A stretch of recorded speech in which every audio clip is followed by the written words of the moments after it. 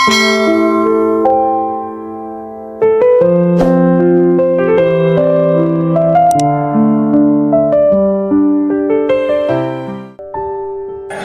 filosof namanya Leibniz. Leibniz ini punya pandangan bahwa Tuhan itu pasti maha bijaksana, Tuhan itu pasti maha kuasa, Tuhan itu pasti maha baik. Mengapa sih kok Tuhan tidak menciptakan dunia ini sempurna, baiknya paripurna tuntas? Katanya Leibniz, tidak, Tuhan tidak akan menciptakan dunia yang sempurna seperti itu, karena satu-satunya yang sempurna hanya Tuhan itu sendiri. Loh, kalau begitu Tuhan memang sengaja menciptakan dunia yang tidak sempurna, iya, tapi jangan khawatir, dunia yang diciptakan oleh Allah, yang diciptakan oleh Tuhan ini adalah dunia terbaik yang mungkin ada. Atau kalau pakai bahasa lain mungkin dunia ini dunia yang paling sempurna dalam konteks ketidaksempurnaan.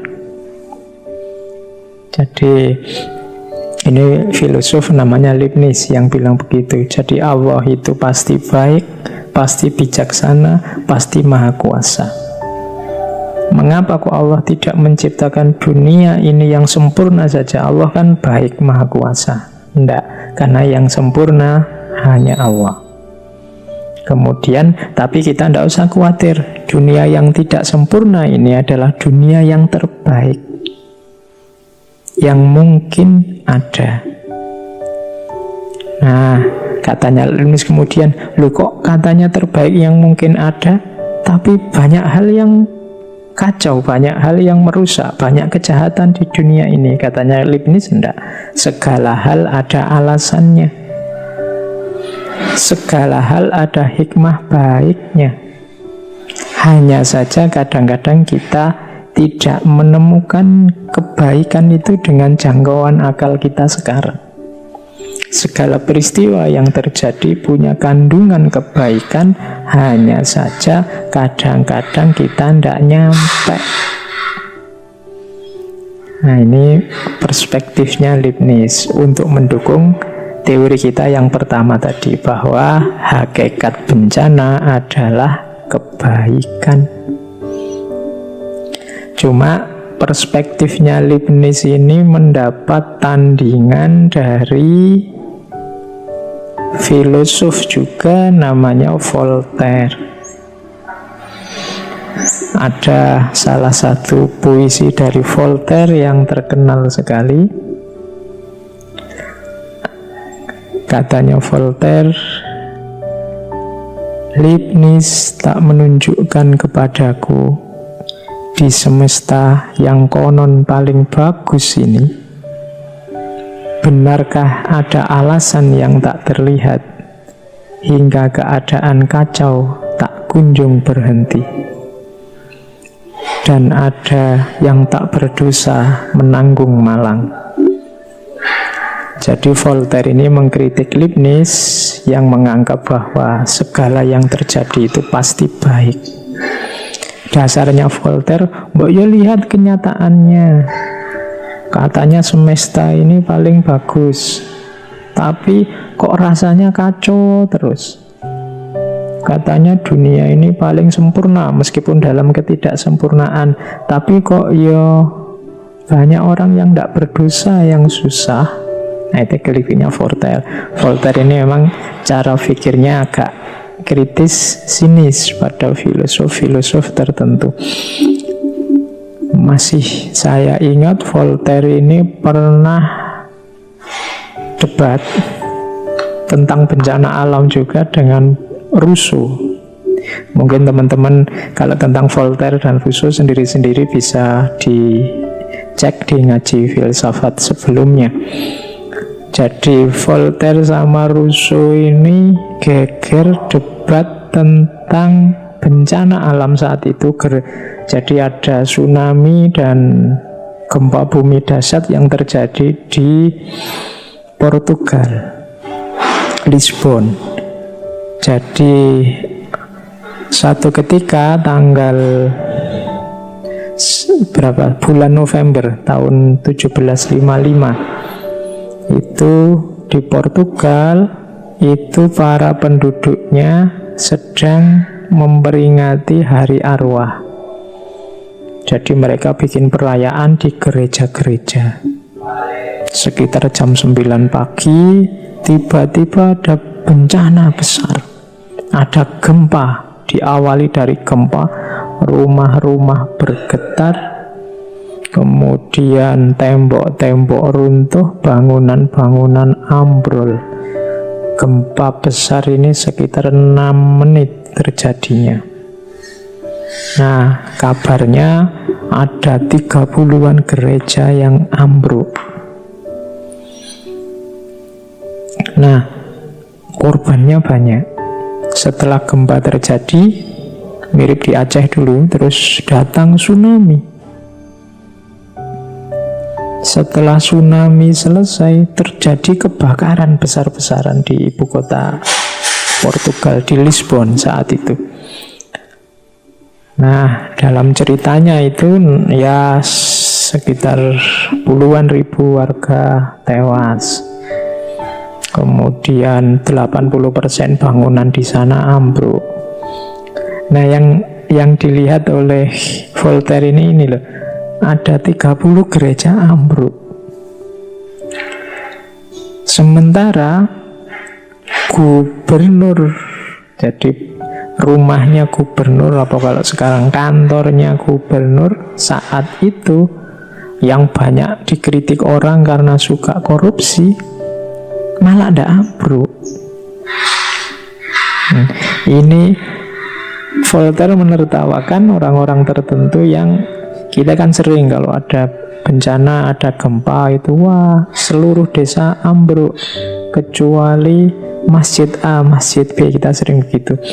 Nah, ini dulu terjadi di Portugal itu, jadi 30 gerejanya ambruk, tapi rumahnya gubernur yang suka korupsi malah tidak ambruk.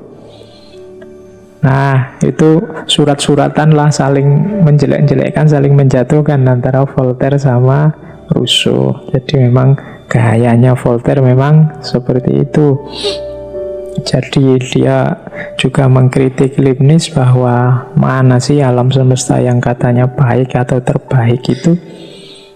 Wong yang saya lihat banyak orang tak berdosa, kesulitan, keadaan kacau, menyusahkan semua orang. Ya, kalau kita lihat dari dua orang ini, Voltaire sama Leibniz, Leibniz masuk melihat pola-pola rasional dan hikmah rahasia dari bencana, sementara Voltaire melihat aspek yang kelihatan saja. Jadi Voltaire melihat aspek yang terlihat saja. Maka kita ya monggo mau ikut gayanya Voltaire apa gayanya Leibniz. Mau hanya melihat yang tampak saja, segala kekacauan, segala penderitaan, atau ada melihat pola-pola rasional, pola-pola spiritual, pola-pola transendental yang ada di balik bencana. Oke. Nah, dengan gaya yang agak mirip, di situ saya bawa sebuah quote dari Stephen Hawking. Ini saintis filosof yang terkenal sekali di abad 21. Jadi katanya Hawking, ya memang hidup di bumi ini itu adalah ever increasing risk of being wiped out by a disaster. Katanya Hawking, hidup di bumi ini memang penuh dengan resiko tersapu oleh bencana, such as sudden global nuclear war. Jadi misalnya perang nuklir yang terjadi tiba-tiba, a genetically engineered virus, virus yang dibuat secara genetik, jadi virus-virus buatan. Saya tidak tahu, kemarin-kemarin kan ada yang punya pendapat bahwa corona ini sebenarnya virus buatan. Jadi genetically engineered virus. All other dangers we have not yet thought of, atau bahaya-bahaya yang lain yang belum sempat terfikir oleh kita. Ya memang hidup di bumi ini isinya bahaya, isinya bencana-bencana. Kalau tidak dari alam ya dari manusianya sendiri. Jadi ada natural disaster, ada man-made disaster atau gabungan. Jadi manusianya yang memanipulasi alam sehingga terjadi bencana. Kalau manusia mau mungkin ya detik ini juga bisa kiamat terjadi. Kenapa? Global nuclear war. Jadi perang nuklir global. Atau kayak tadi virus buatan. Virus sekecil corona membuat orang seluruh dunia pontang-panting, tersingkir, nyisih, tidak mau keluar. Nah itu bahaya-bahayanya memang orang hidup di bumi. Kalau orang Indonesia malah lebih akrab lagi dengan bencana-bencana. Saya bilang tadi, saya 10-20 tahun terakhir, coba kita hitung ya, saya tinggal di Jogja. 20 tahun terakhir kalau tidak salah, dulu tahun 2004 di Indonesia kita menyaksikan gempa dan tsunami Aceh. Yang itu tidak cuma Indonesia, Malaysia, Thailand, India, Sri Lanka, bahkan daerah-daerah pantai timur Afrika juga kena tsunami yang sama. Kemudian kalau tidak salah 2 tahun setelah itu, 27 Mei 2006, ini saya ngalami langsung gempa Jogja pagi hari sekitar jam 6 dengan korban 6.000 sampai 7.000 orang. Ini saya ngalami langsung betapa ribet dan ributnya saat gempa, juga betapa mengenaskan situasi saat itu. Tidak cuma gempanya, termasuk juga isu susulan tsunami-nya. Kemudian kalau tidak salah ingat 4 tahun kemudian, tahun 2010, Merapi meletus. Nah ini jadi berita di mana-mana. Ini erupsi yang masuk kategori terbesar. Tahun 2010 Gunung Merapi merenggut lebih dari 200-an nyawa saat itu. Merapi ini gunung yang paling aktif, berkali-kali menghasilkan letusan besar. Zaman dulu yang masih saya ingat dari buku-buku sejarah itu, Merapi ini pernah meletus dan bahkan menenggelamkan Kerajaan Mataram kuno pada zaman itu, sekitar tahun 1006 Masehi. Ini yang membuat nanti Empu Sendok memindahkan ibu kota Kerajaan Medang ke Jawa Timur. Ini nanti yang membuat Borobudur terpendam. Jadi Borobudur seakan lenyap di telan bumi gara-gara letusan tahun ini. Meskipun nanti dibongkar kembali, dilihat kembali bisa utuh tahun 1910-11. Jadi itu bencana dari Gunung Merapi. Ini yang tinggal di Jogja beberapa tahun terakhir ini mengalami status waspada dari Merapi. Belum lagi tahun 2 tahun yang lalu, mungkin tahun 2018 kita mengalami gempa dan tsunami di Palu dan di Donggala. Kemudian juga ada gempa Lombok. Apalagi kalau kita tarik ke belakang, dulu ada letusannya Gunung Krakatau yang itu membuat dunia gelap gulita selama 3 hari. Itu kemudian korbannya sekitar 40-an ribu jiwa saat itu. Dan Katanya kekuatan gempanya itu sekitar 3000 kali bom atom Nagasaki dan Hiroshima. Kemudian kita mungkin yang belajar sejarah juga mungkin ingat juga misalnya lahirnya Danau Toba yang merupakan hasil letusan sekitar 70-an ribu tahun yang lalu. Jadi kita di Indonesia ternyata akrab dengan bencana. Katanya Stephen Hawking, memang hidup di bumi itu karakternya begitu, ever increasing risk. Tinggal cara kita membaca dan menyikapi bencana. Makanya sesi kita kali ini judulnya membaca bencana. Oke, kita lanjutkan ke teori selanjutnya. Kita sudah dapat satu teori bahwa bencana itu hakikatnya baik, meskipun nanti ada yang mengcounter tidak begitu. Yang namanya bencana ya hasilnya kesulitan, kesengsaraan. Yang satu pakai perspektif hikmah, rahasia, rasional, spiritual, transendental di balik bencana, sementara yang satu pakai melihat fakta dan kenyataannya saja. Oke, sekarang kita lihat yang kedua. Ada teori selanjutnya, ada perspektif selanjutnya yang menyatakan bahwa kalau untuk hari ini, kalau untuk saat ini, yang disebut bencana alam murni itu ya sudah tidak ada. Kalau dulu mungkin ada. Apa sih yang dimaksud bencana alam murni itu? Bencana alam yang segala kerusakan, segala mudarat, segala kesengsaraan yang dihasilkannya murni hasil karya alam. Karena manusia memang tidak tahu menau, ilmunya, pengetahuannya belum nyampe tentang bencana itu. Jadi segala kerusakannya memang hasil karya alam.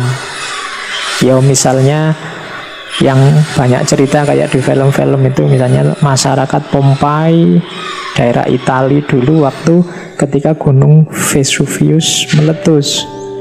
Ketika gunung itu meletus, kotanya sedang senang-senang hidup normal, tapi tidak disangka-sangka gunungnya tiba-tiba meletus dan akhirnya kotanya hancur dan tenggelam. Nah, itu contoh bahwa ini karya alam. Tapi untuk hari ini, katanya perspektif ini, tidak bisa lagi seperti itu. Pengetahuan manusia sudah sampai pada titik untuk bersiap-siap untuk memahami tabiat alam, sehingga mereka bisa melakukan antisipasi-antisipasi, melakukan persiapan-persiapan, respon-respon, sehingga bencana alam tidak melahirkan korban yang besar, tidak melahirkan kesengsaraan yang luar biasa. Jadi, menurut perspektif ini, parah atau tidaknya bencana itu tidak pada alamnya, tapi pada keputusan manusianya. Baik secara teknis maupun secara mental. Secara teknis itu ya misalnya kita yang di Indonesia ini belajar untuk mitigasi bencana, memahami bahayanya, memahami resikonya, melakukan tindakan-tindakan pencegahan, memposisikan diri dalam kesiapsiagaan, membangun teknologi peringatan dini, teknologi tanggap darurat, kemudian merancang rehabilitasi, rekonstruksi, dan macam-macam. Itu menunjukkan bahwa kita bisa menentukan seberapa parah akibat dari bencana alam. Kalau itu secara teknis. Ada juga secara mental. Secara mental itu bencana tinggal bencana, kita sikapi, kita atasi tanpa harus panik, tanpa harus stres, tanpa harus melakukan hal-hal yang merusak dan sebagainya. Nah, itu nama lainnya mental kita siap. Jadi ini perspektif selanjutnya menghadapi bencana adalah bencana alam itu sebenarnya tidak ditentukan oleh bencana itu sendiri skala kerusakannya, tapi keputusan manusia juga ikut menentukan seberapa parah bencana itu bisa mempengaruhi manusia. Jadi ini teori kedua. Mungkin corona ini menyusahkan kita, membuat kita tidak bisa keluar rumah, membuat kita tidak bisa kemana-mana. Yang siswa tidak bisa sekolah, yang mahasiswa tidak bisa kuliah. Tapi tidak apa-apa, kita sudah siap kok. Kita sudah punya perangkat untuk mengatasi itu. Kita bisa belajar jarak jauh, kita bisa kuliah jarak jauh. Kita sudah punya alat untuk melakukan itu. Nah, ini namanya keputusan manusia menentukan seberapa parah bencana mempengaruhi kita. Jadi ini teori kedua. Kalau tadi yang pertama bilang bahwa bencana itu pasti baik, tidak usah khawatir meskipun ada yang kontra. Yang kedua bilang bencana itu dia baik atau tidak, sangat merusak atau tidak, itu kuncinya ada pada manusia, baik secara teknis maupun secara mental. Makanya di situ saya bawa quotes, we cannot stop natural disasters, but we can arm ourselves with knowledge. Jadi kita tidak bisa menghentikan bencana alam, tapi kita bisa mempersenjatai diri kita dengan pengetahuan. So many lives wouldn't have to be lost if there was enough disaster preparedness. Sehingga banyak hidup tidak harus hilang kalau ada kesiapan yang cukup menghadapi bencana. Jadi ini quotes-nya, bencana itu kuncinya ada pada manusianya. Apakah dia akan merusak dengan hebat atau tidak terlalu merusak. Nah, ini perspektif kedua, pandangan kedua tentang bencana. Oke, kita lanjutkan. Sekarang kita lihat pandangan yang lain, perspektif yang lain. Perspektif yang ketiga tentang bencana. Perspektif yang ketiga ini agak berbeda dengan perspektif yang kedua tadi. Perspektif yang ketiga ini melihat bencana dalam hal subjektivitas alam. Nah, ini istilah-istilah yang khas filsafat ini.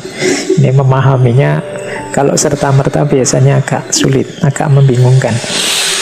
Oke, pelan-pelan ya kita pelajari. Jadi ini perspektifnya biasanya disebut antroposentrisme melawan kosmosentrisme.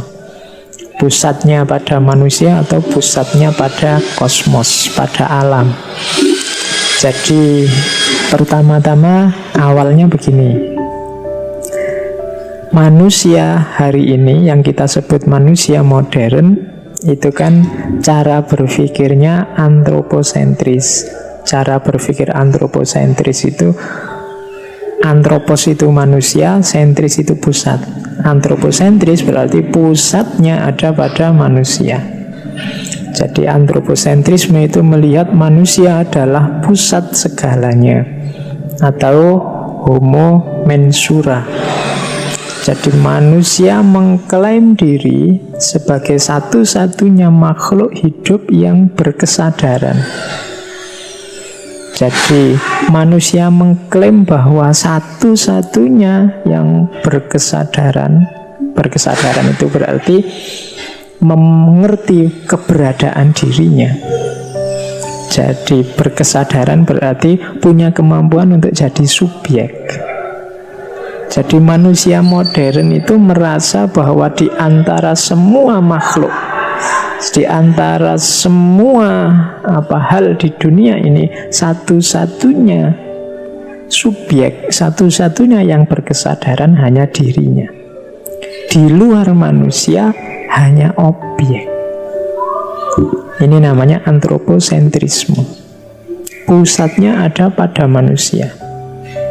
Jadi manusia melihat segala yang di luar dirinya hanya objek, hanya pelengkap. Binatang, tumbuhan, alam semesta, benda-benda, dan segala sesuatu dipandang oleh manusia ada dan hadir untuk melengkapi kehidupan manusia saja. Sehingga kemudian satu-satunya subjek hanya manusia, yang lain objek. Nah, ini nanti menghasilkan eksploitasi, menghasilkan kesewenang-wenangan manusia terhadap alam. Di slide ini saya contohkan misalnya kebun binatang. Di kebun binatang itu karena intervensi manusia, maka hewan-hewan, binatang-binatang dipisahkan dari habitat aslinya, dibikinkan kandang dari besi, dipertontonkan. Nah, itu salah satu contoh bahwa manusia yang memposisikan dirinya sebagai satu-satunya subjek, yang lain hanya objek untuk kepentingan, kesenangan, dan kebutuhan manusia.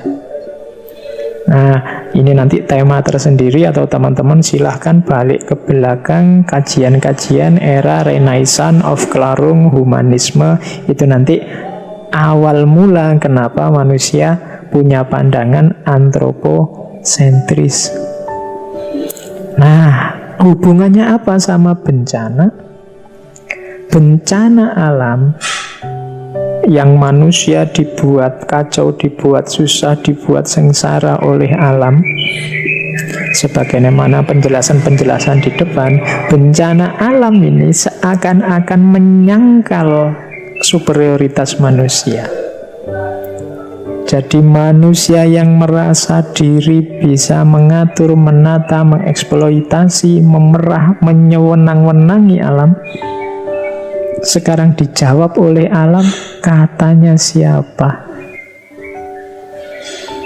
Nah, itu di slide itu saya kasih ilustrasi. Contoh paling gampang, misalnya orang yang melatih harimau atau melatih singa, itu kan manusianya subjeknya, harimau dan singa itu dianggap objeknya, dilatih, diatur, ditata, seolah-olah mereka tidak punya kesadaran akan hidupnya sendiri, dan manusialah yang mengatur, menata hidupnya. Tapi suatu ketika, jangan salah, tiba-tiba saja harimau dan singa itu bisa menerkam yang punya, menerkam yang melatih. Nah, ini kan namanya antitesis dari yang selama ini manusia merasa sewenang-wenang, merasa menguasai. Katanya siapa? Alam yang selama ini seolah pasrah saja, manut saja, dieksploitasi, ikut saja, disewenang-wenangi oleh manusia, tiba-tiba menunjukkan eksistensinya. Ini loh, aku ada. Kalau tidak percaya, rasakan keberadaanku. Nah, ini kalau pakai istilah filsafat ini semacam epifani. Epifani itu sesuatu yang dulu tersembunyi, tidak tampak, tidak terfikirkan, tiba-tiba tersingkap, tiba-tiba kelihatan di depan kita betapa loh, memang dia ada. Memang dia punya daya, punya subjektivitas mungkin. Selama ini dia pasrah ditindak, dia pasrah ditindas. Sekarang berbalik, dia yang menindak kita, menindak manusia. Jadi seperti selama ini kita seolah-olah bisa menentukan nasibnya mereka, sekarang berbalik. Alam yang seolah-olah bisa menentukan hidup matinya manusia. Nah, ini perspektif antroposentrisme melawan alam yang menunjukkan dirinya. Jadi ini teori ini membahasakan bencana sebagai ketika alam ingin menunjukkan dirinya di hadapan manusia.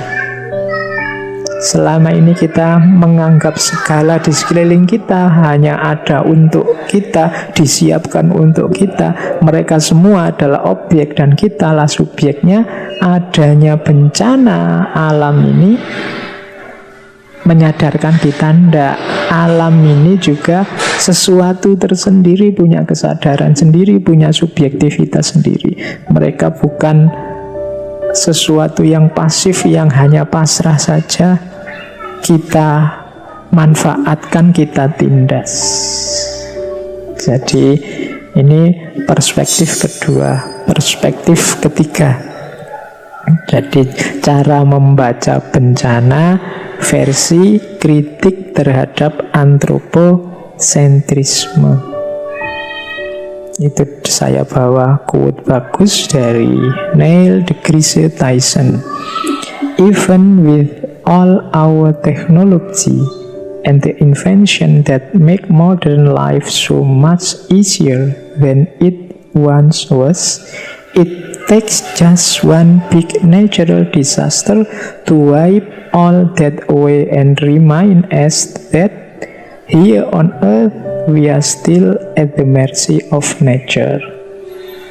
Artinya, bahkan dengan segala teknologi dan penemuan kita di zaman modern yang membuat segala sesuatu lebih mudah, hanya dengan satu bencana alam yang besar yang bisa menyapu segalanya dan mengingatkan kita bahwa di sini, di muka bumi ini, we are still at the mercy of nature. Kita masih bergantung pada belas kasihannya alam.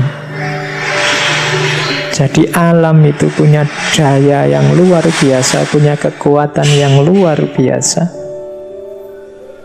Kita manusia yang selama ini sombong, merasa besar, merasa punya daya dengan segala teknologi dan temuan kita, jangan lupa kalau alam sudah kehilangan sayangnya pada kita, kalau alam sudah kehilangan kasihannya pada kita, hanya satu bencana saja akan menghabiskan kita semua.